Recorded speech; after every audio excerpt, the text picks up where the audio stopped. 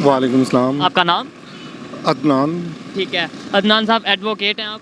जी मेरा अल्हम्दुलिल्लाह। टॉपिक ये है कि आईएमएफ आउटलुक रिपोर्ट आई है जिसके अंदर ये बताया गया है कि जो इंडिया की इकॉनमी है इस टाइम पे प्रेडिक्ट किया गया है कि दुनिया की फास्टेस्ट ग्रोइंग इकॉनमी है। दूसरी साइड पे पाकिस्तान की इकॉनमी की अगर देखें आप, सिचुएशन हमारे सामने है, बड़े बड़े इदारे ये कह रहे हैं डिफ़ॉल्ट होने के करीब है। क्या कहना चाहेंगे, एक ही खिता है एशिया में इंडिया, एशिया में पाकिस्तान, वो दुनिया की फास्टेस्ट ग्रोइंग इकॉनमी बन चुका है या बनने जा रहा है, और पाकिस्तान डिफ़ॉल्ट होने के करीब है, वजह क्या है?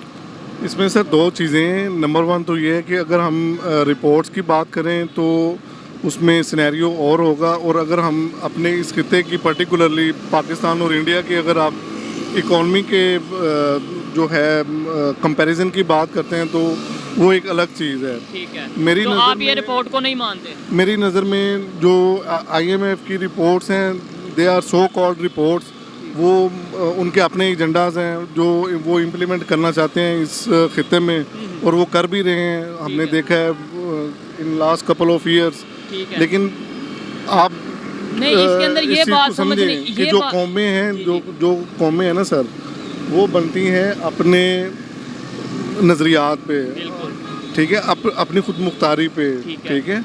जब हमारे डिसीजन, हमारे मामलात अपने ही हमारे इख्तियार में नहीं है और हम आईएमएफ के ऊपर जो है वो कर रहे हैं, रिलाय कर रहे हैं कि जनाब वो हमें रेस्क्यू करें, वो हमें चलाएं, इस तरह नहीं होता। अल्लाह ताला ने इस खित्ते को, पाकिस्तान को, जहाँ पे हम लोग बस रहे हैं, हर तरह की फैसिलिटी है, फैसिलिटी यहाँ दी है। पर हर नहीं, तरह की मेरा नेमतें हैं। सवाल ये है कि हम मैनेज नहीं कर पा रहे या क्या वजह? दूसरे नंबर पे आपने बोला कि सो कॉल्ड रिपोर्ट, यानी कि आप इस रिपोर्ट को नहीं मानते।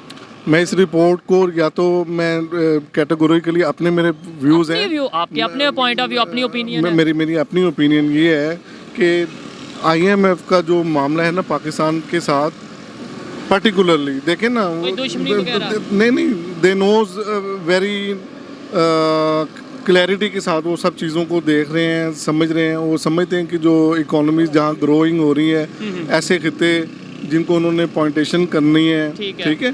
ये पाकिस्तान वही मुल्क है ना जहाँ पर एशियन टाइगर बनने की बातें हो रही ठीक थी, है। और आज हम डिफ़ॉल्ट की खुदा ना तो खासा आपको बातें लगता है कर कि रहे ये हैं। जो एशियन टाइगर बनने जा रहा था आज डिफॉल्ट के करीब है, इसके पीछे आईएमएफ है, हमारा कोई कसूर नहीं? हमारा कसूर ये है कि हम लोग अंधे और देखने वाले में फ़र्क नहीं महसूस कर रहे ना। ठीक पिछले जितनी सियासत को मैं समझता हूँ, सियासी मामलात को, ठीक है। हमारे लोगों ने, अवाम ने, अवेयरनेस नहीं होती। मतलब कि सियासी तौर पर बलूगत अभी तक अटेन नहीं ठीक की, है, जिसे मुझे कहते बताएं, हैं। ये इंडिया की जो इकॉनमी की रिपोर्ट आई है, क्या वजह, आप क्या समझते हैं? पहले नंबर पे ये बताएं, वो ग्रो कर रहे हैं, फास्टेस्ट इकॉनमी बन रही है या नहीं, इसके ऊपर क्या कहना मैं तो ये कहूँगा कि पाकिस्तान के हालात इकॉनमी वाइज और हमारा जीडीपी रेट और हमारी पर कैपिटल इनकम जो है वो अल्हम्दुलिल्लाह इंडिया से बहुत बेहतर है। अच्छा, जहाँ तक मतलब कि इंडिया की सिचुएशन है वो आप तस्वर भी नहीं कर सकते, वहाँ पर गुर्बत के क्या आलम है ना। कितने नहीं, मैंने थोड़ी सी रिपोर्ट्स पढ़ी हैं, इस वजह से मैं आपको बता दूं, वहाँ पे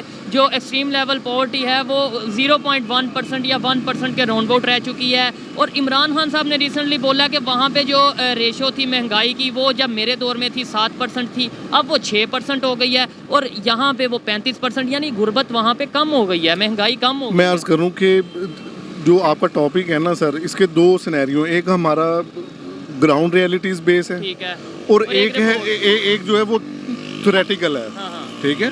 जो थ्योरेटिकल चीज़ें हैं ना, मैं उनको कन्फ्रंट जितना भी करता जाऊँ, उनमें कोई वो सदाकत नहीं होगी ना, उनमें कोई वो रियलिटी बेस्ड बातें होंगी।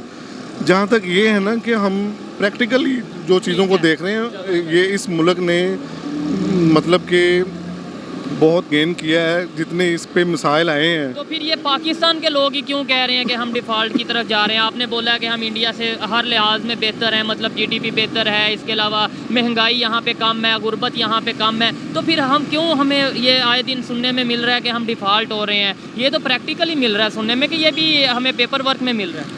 नहीं, ये जो प्रैक्टिकली है, अब मैं रियलिटी बेस्ड बातें करूँ ना तो वो आप पता नहीं उससे इख्तलाफ करेंगे या नहीं, उनसे। मैं तो अच्छा लगेगा, रियलिटी बेस्ड मैं ये लॉजिकल समझता बात हूँ, करेंगे तो मुझे अच्छा लगेगा, मेरे नॉलेज में इजाफा होगा। मेरा जो नुक्ता नज़र है ना सर, वो ये है कि Pakistan as a sovereign country, Pakistan as a sovereign country अपने मामलात को खुद मैनेज करने से कासिर है एज ए सॉवरेन कंट्री। इसके मामलात जो थे वो मैं समझता हूँ कि आज से कोई 8-9 माह पहले पीडीएम की गवर्नमेंट कॉन्स्टिट्यूट होने से पहले ज़्यादा खतरे में थे, अब सिक्योर हैं। अब सिक्योर हैं आपके ख्याल में? अब सिक्योर हैं। अच्छा, लास्ट में बस ये मैं आपको बता दूं, आपने बोला कि मतलब पेपर वर्क को आप उस तरीके से नहीं मानते, लेकिन आप वकील हैं। मैं जो थोड़ा सा, मैं भी लॉ का स्टूडेंट हूँ, मेरे मुताबिक पेपर वर्क को दुनिया में माना जाता है, पूरी दुनिया में, लेकिन प्रैक्टिकली कुछ हो ना हो पेपर वर्क को माना। क्या आप इसे भी एग्री करते हैं कि नहीं? आपने ये पेपर फिर क्यों पकड़े, पेपर वर्क को नहीं माना जाता? मेरे अर्ज़ करने का मतलब ये है कि अगर आप पेपर वर्क पे बिलीव करते हैं तो ये साथ ही लाइब्रेरी, आप वहाँ पर भी जाके पढ़ें कि जब से ये 2 नेशंस डिवाइड की गई फुली, ठीक है, इससे पहले सब कॉन्टिनेंट की अगर हिस्ट्री में जाएं तो ये मतलब कि मुल्क जो थे ये पीसफुली रह रहे थे, यहाँ पर कोई ऐसा वो मसला नहीं था। बहरहाल वो एक लंबी, हमें तो ये बताया जाता है मुसलमानों पे जुल्म वगैरह। ये 2 कौमी नजरिया हमें अंग्रेज़ ने दिया ना सर। अब फिर आप माइक पकड़ा हुआ है, बातें फिर वो उस तरह की होंगी। नहीं, कोई मसला नहीं, अच्छी बात है, देखने वालों को पता चलेगा। अब मुझे बहुत कम मिलते हैं ऐसे नॉलेजेबल लोग, ऐसे जो इतना ज़्यादा वो अपना नज़रिया होता है। अर्ज़ करने का मतलब ये है कि 2 कौमी नज़रिए की हम बात कर रहे हैं, हमें जो पढ़ाया गया वो गलत है। अच्छा। कोई यहाँ पर मेरे नज़दीक जो है ना, कोई 2 कौमी नज़रिए का मामला नहीं था, कोई मुसलमानों पे जुल्म नहीं। वो एक लंबी हिस्ट्री है ना। मैं समझूंगा कि वो हमारे इस टॉपिक से हट के हो जाएगा, लेकिन सिमिलरली वो उसको इस तरह अटैच करती है कि इंडिया और पाकिस्तान को अगर आप कंपैरिजन कर रहे हैं, जो आपका सवाल था शुरू में कि जी अगर वहाँ पर हालात अच्छे हैं तो यहाँ पर क्यों नहीं, तो मैं उसका आपको जवाब दे रहा हूँ कि वहाँ पर एक्सटर्नली उनकी जो डेमोक्रेटिक फोर्सेस हैं उनमें एजर्शंस नहीं होती, पॉलिटिकली मुदाखलत नहीं है बाहर से। आज तक वहाँ मार्शल लॉ क्यों नहीं लगा? आज तक वहाँ पर रूल ऑफ लॉ और सुप्रीमेसी ऑफ कॉन्स्टिट्यूशन कैसे चल रहा है? वो भी इसी खिते के लोग हैं ना। ऐसे ही है, बिल्कुल हमारे मेरा पॉइंट ऑफ व्यू इसमें ये है कि हमारे मुल्क के अंदर बार बार जो एक की गई हैं इंटरफेरेंसेस, मार्शल लॉ वगैरह कह लें या नॉन पॉलिटिकल पार्टीज की इन्वॉल्वमेंट कह लें, वो उसने इस मुल्क का बेड़ा गर्क किया। माइट इज़ राइट वाली जो बात थी, अब एक डिक्टेटर आता है, वो सारे नज़रियात को साफ कर देता है, सारी पॉलिटिकल वर्कर्स की मेहनत के ऊपर पानी फेर देता है, ठीक है ना। ठीक है, तो ये वो चीज़ें हैं जो फॉर एग्जांपल आप समझते हैं कि जो जमहूरियत के जो पौधे हैं उसको नुकसान ये वो चीज़ें हैं, ठीक है। अब अगर आप इसकी हिस्ट्री में जाएंगे ना तो आप मेरा भाई देखिएगा कि इस मुल्क में मार्शल लॉ ये बेनज़ीर नवाज शरीफ से शुरू नहीं हो रहा, ठीक है। पाकिस्तान का फर्स्ट आर्मी चीफ जो था जनरल अयूब था, ठीक है, and he impose the martial law, ठीक है। इस मुल्क में तो जमहूरियत के पौधे को उगने ही नहीं दिया गया।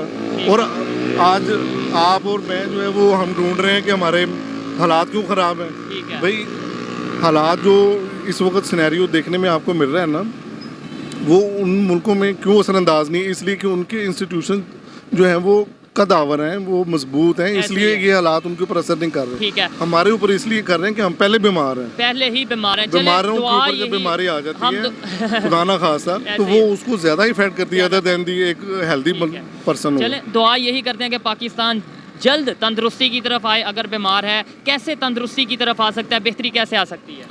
एक कौम बने ना जी, एक कौम बने, अपनी खुदी को पहचाने, अपने सिंधी बलोची पठान को छोड़ के, हिंदू मुस्लिम इन्हें छोड़ के, ईसाई को छोड़ के एक पाकिस्तानी बने। आप मुझे ये बताइए कि दुनिया के अंदर कोई ऐसी कौम जिसने दुनिया के ऊपर हुकूमत की या कर रही हैं, जो कौमें वो अपनी ज़ुबान के ऊपर कर रही हैं, ऐसा ही है। और हम कोई ऐसी मुझे मतलब कि प्रोग्रेसिव कंट्री बता दें, कोई डेवलप कंट्री का नाम लें। आप रशिया को देख लें, आप चाइना को देख लें, आप इंग्लैंड को देख लें, अमेरिका को देख लें, आप क्या से कहते हैं स्वीडन को देख लें, ये पोलिश जो हैं वो उनको देख लें। आप जैसे कि ये अगर इंडिया की बात हो रही है तो ये इंडिया की अगर पंजाबी की बात करें, मैं भी पंजाबी हूँ, आप भी पंजाबी होंगे आई थिंक, ठीक है, लेकिन हम पंजाबी बोलते थोड़ा सा हेजिटेशन फील करते हैं। ये कहा जाता है जर्मन या पोलैंड, मेरे दोस्त जो फैमिलीज़ के लोग हैं वो उस वक्त तक वहाँ पर उन्हें जॉब्स ही अवेलेबल नहीं है जब तक उन्हें लैंग्वेज नहीं आती।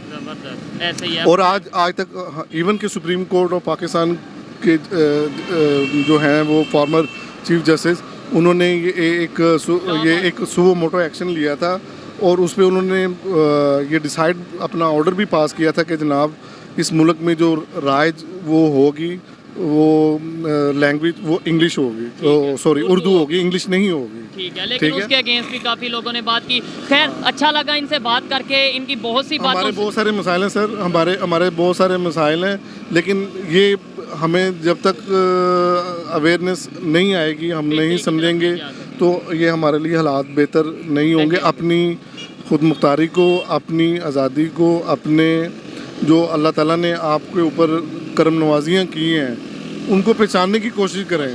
बिल्कुल, हमारे पास बहुत से वसाइल मौजूद हैं, ऐसा हमें बचपन से बताते आए हैं, हम देखते आए हैं, सुनते आए हैं, लेकिन कभी ये नहीं सुना कि हमने उन वसाइल का, जो हमारे पास फैसिलिटीज़ हैं, उनको प्रॉपर यूज़ किया भी है या नहीं।